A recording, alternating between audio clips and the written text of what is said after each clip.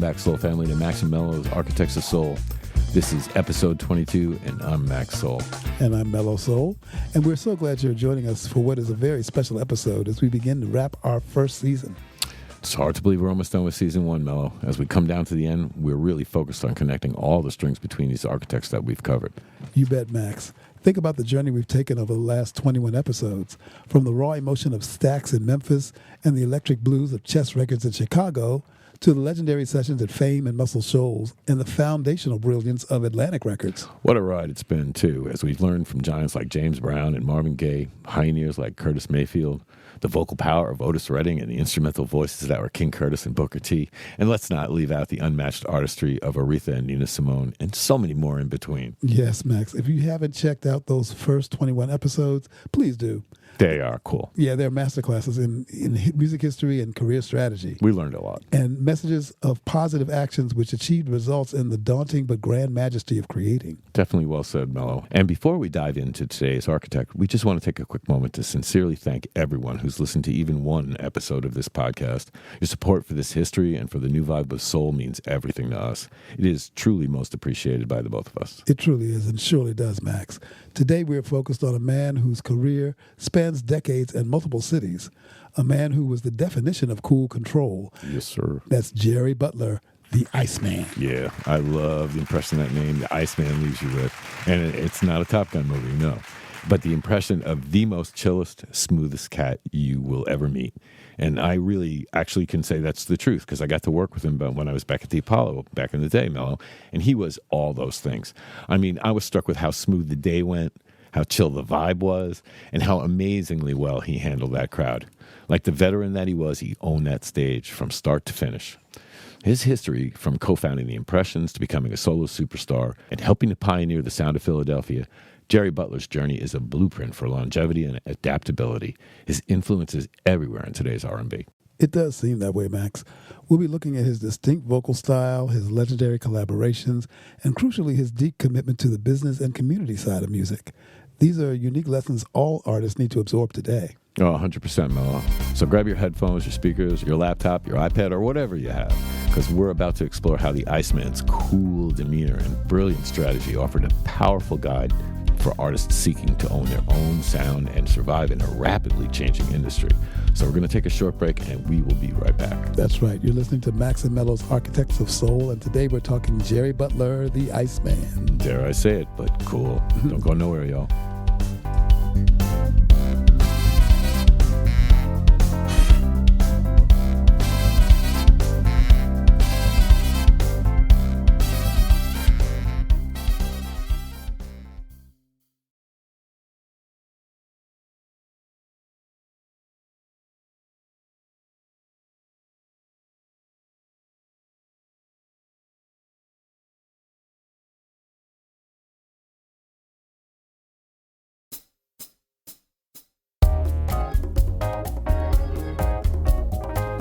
Welcome back to episode 22 of Max and Mello's Architects of Soul. Before we go any further, if you're enjoying this content, please take a moment to like and subscribe to our channel. It really helps us bring more of these stories to you. That's all right. We really greatly appreciate your contact, your impressions, and your ears. All right, Mello, let's talk about that voice. Jerry Butler earned the nickname the Iceman from a Philadelphia DJ named Georgie Woods. And an interesting piece of info here about all these strings we talk about and just how far they reach. Like, Mello, would you ever think that we would end up talking the Beatles in the very same show as the Iceman? You know, Max, I really don't think I would have made that leap. So how did we get there? Well, doing my research on Jerry and where his nickname came from, a bell kept going off in my head, like, Georgie Woods. Where have I heard that name before?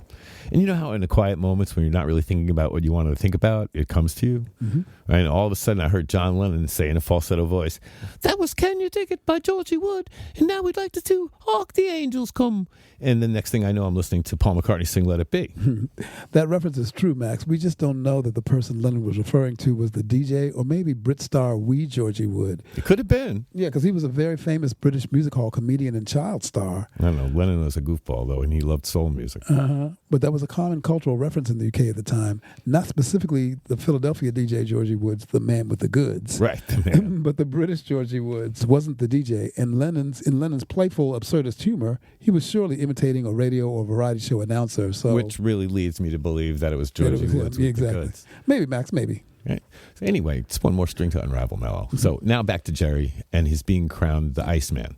So Jerry Butler tells the story that he and his group were performing in Philadelphia when the sound system went down. So you know you in some shit because now the PA ain't PA no more, and all them mics and them speakers are connected. They're off, right? So panic not being Jerry Butler's wheelhouse at all and drawing on his church background, well, he just kept singing the song a cappella. Everybody joined in singing. It got real quiet in there.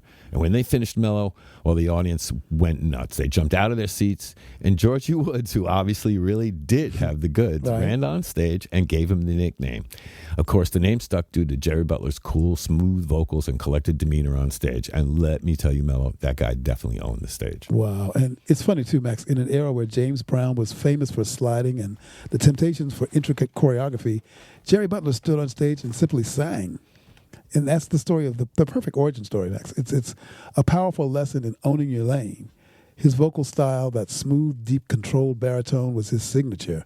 It was distinctive and immediately recognizable. Oh, definitely. He didn't have to jump around. His voice commanded the attention of the room. Exactly, Mel. For every young artist today, the lesson from the Iceman is don't chase the trend. Cultivate your distinction.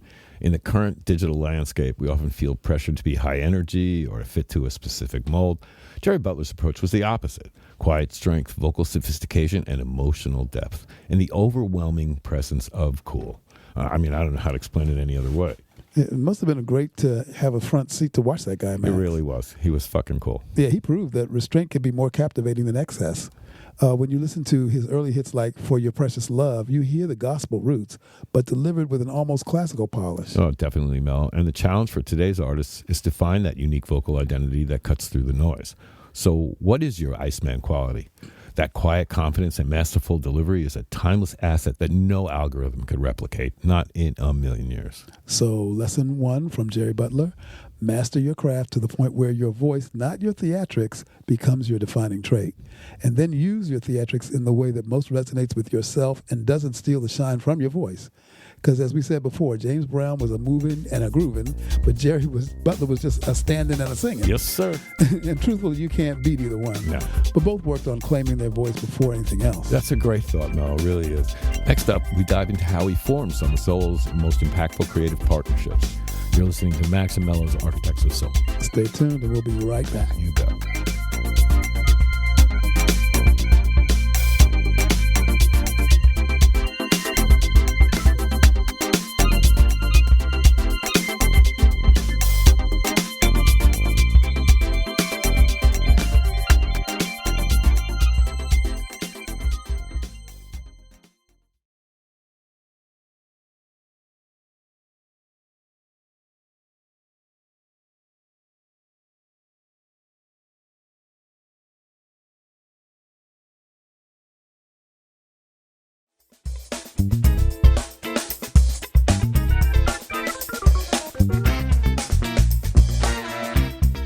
Hey, we're back on Max and Mello's Architects of Soul. So let's unpack Jerry Butler's collaborative genius, Mello, which is key to understanding his longevity.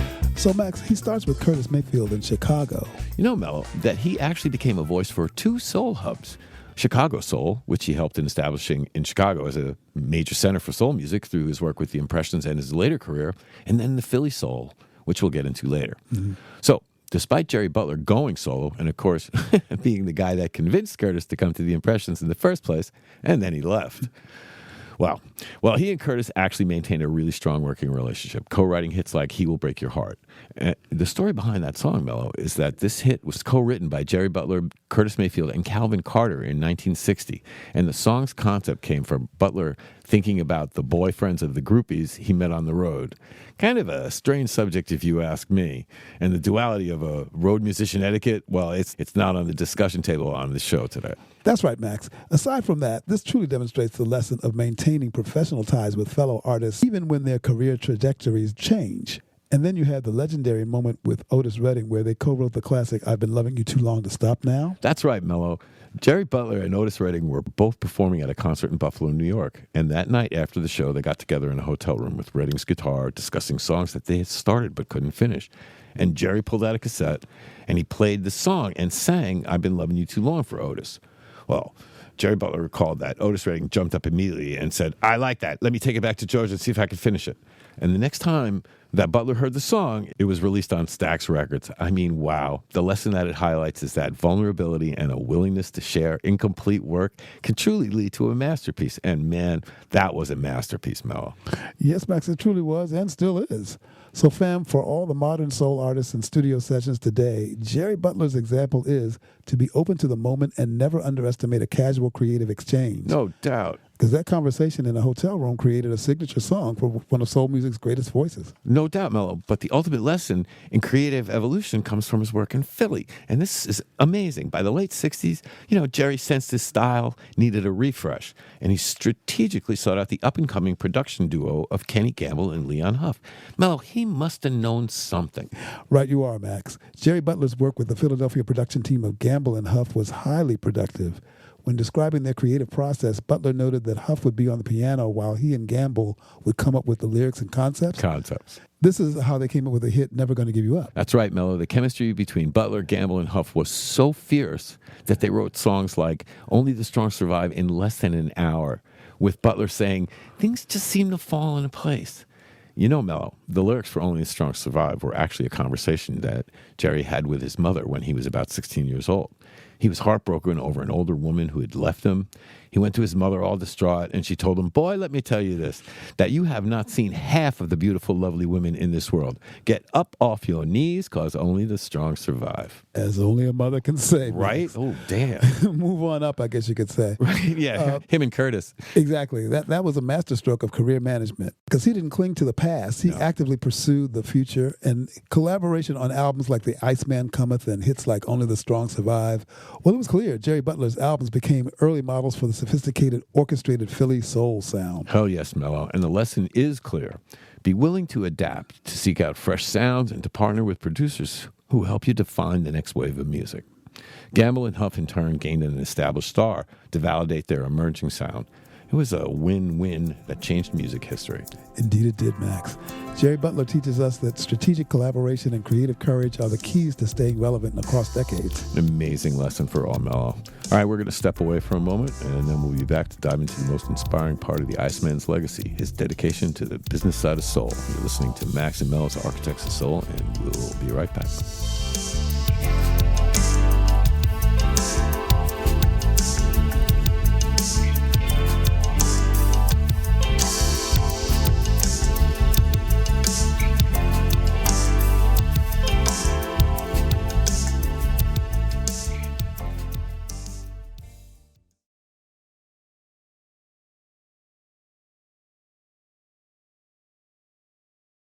Thanks for tuning into Architects of Soul. Our music is waiting for you.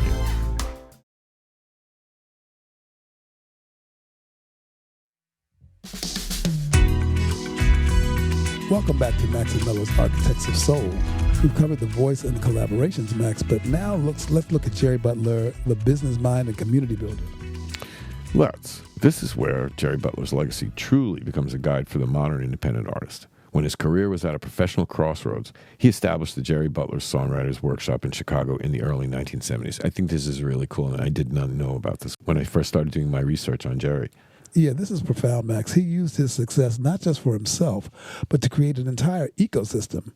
He built a space to mentor and develop new songwriting talent because he understood that singers need songs. That's so true. And the infrastructure was drying up. Yeah, that workshop generated millions in record sales and produced hits for artists like Isaac Hayes, Aretha Franklin, Natalie Cole. I mean, the clear message for today's R&B artists, success isn't just about your own hits.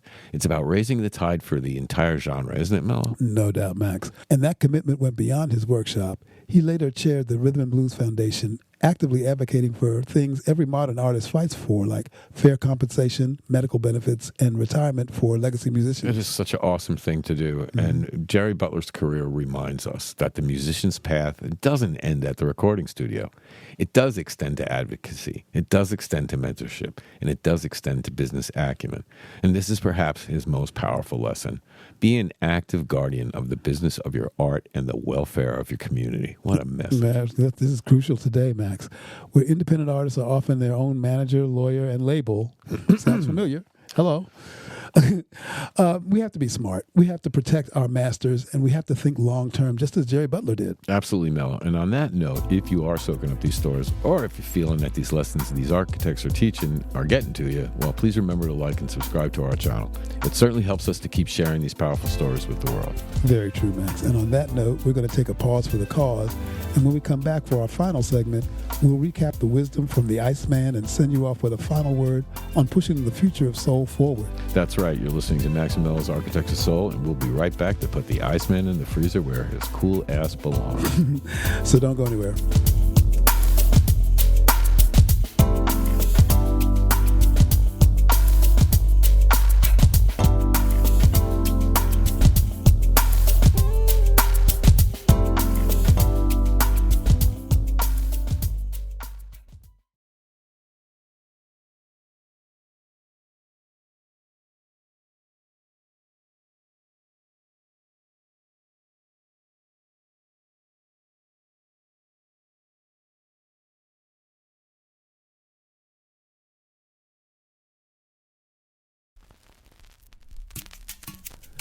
Welcome back, Soul Fam, for our final segment on the incredible Jerry Butler.